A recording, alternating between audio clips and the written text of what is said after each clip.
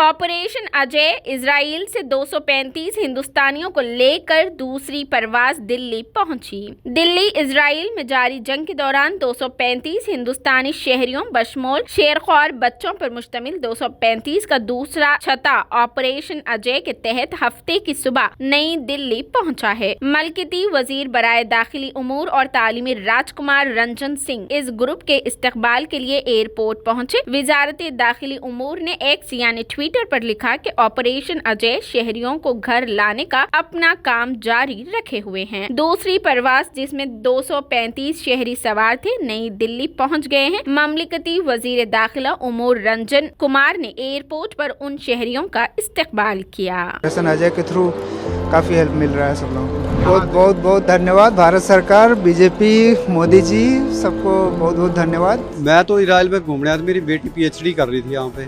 मैं 23 तारीख को आया था और मेरी लास्ट फ्लाइट जो 8 तारीख को थी, परंतु बीच में युद्ध का प्रोग्राम हो गया था, इस कारण फिर फ्लाइट कैंसिल हो गई। एयर इंडिया ने सारी फ्लाइट कैंसिल कर दी।